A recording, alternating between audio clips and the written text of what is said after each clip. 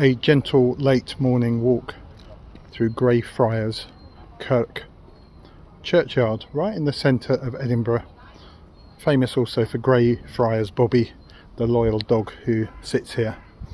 And I saw a big argument going on Facebook recently to stop rubbing his nose, because you'll rub it off if you're not careful, and apparently you might get good luck if you do. And a lot of people have been seeking good luck at the Edinburgh Fringe. But as I walk amongst the gravestones here, some of whom are Templar knights, it brings up a new word for the day, which is courage. And whether your fringe is going extremely well, or as in many cases you've struggled for audience, you've struggled for reviews, you've had bad reviews covered in other videos, is I just want you to see the authenticity and the importance of not pushing that word away from what you've been doing here at the Fringe. It takes courage to come to the world's largest arts festival. People come here with hope, but from the moment they register, even for the free Fringe, they start to assess what it's going to cost financially. When they get here, they work out what it costs emotionally. The pressures on health and well-being can be huge for some people. The word resilience is often up here, and resilience is also in many of the stories of the Knights Templar. Resilience being about physical resilience, to battle beyond your abilities, your energy, your endurance, and still somehow push through. I'm not a big fan of fighting metaphors, but there's the history that goes here. This is a place where a battle, a wall was put up. Look into the history of a battle for the very heart of Edinburgh.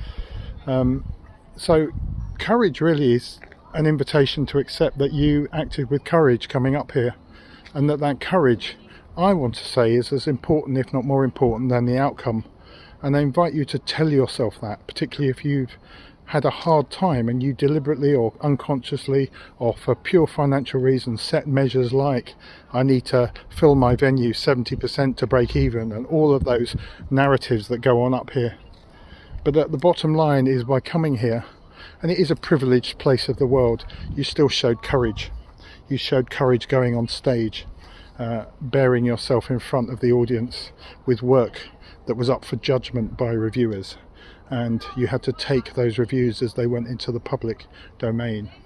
And even if you were successful, the courage came in many cases for the uncertainty before the success came.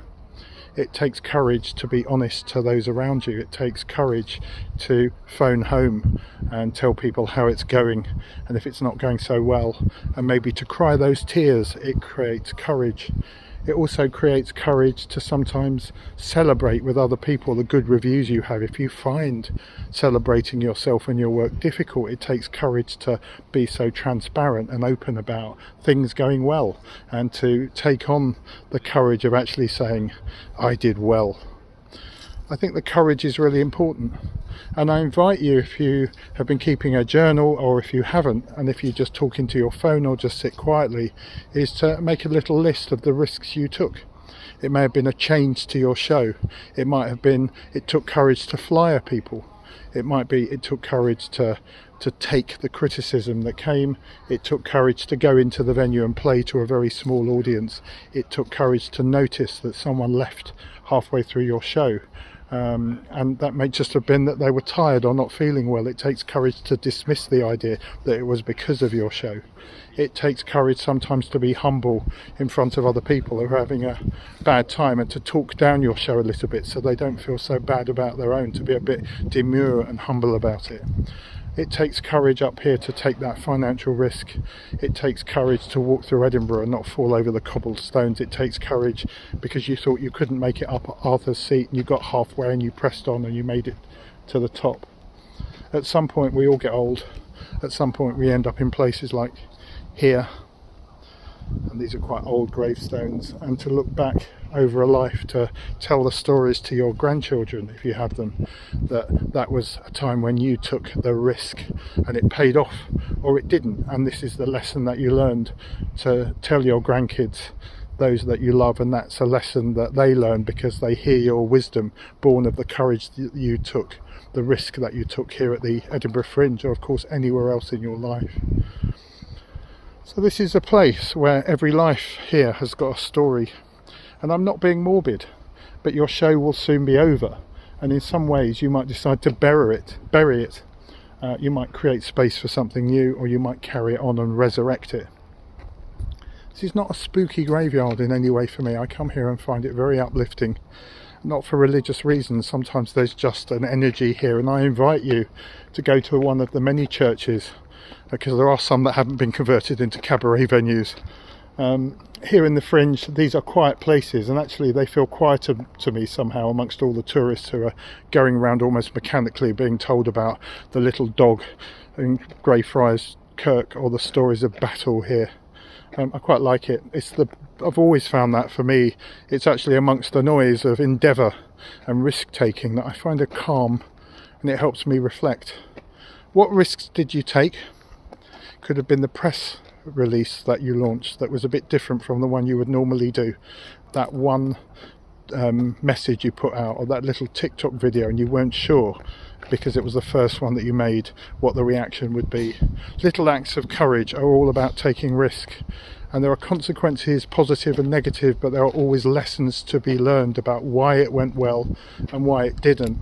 But at the heart of it was the energy that you decided to invest in, to take that risk, to try something new, to do something different, to let go of something, to initiate an apology or a conversation, to sing very loudly about your success.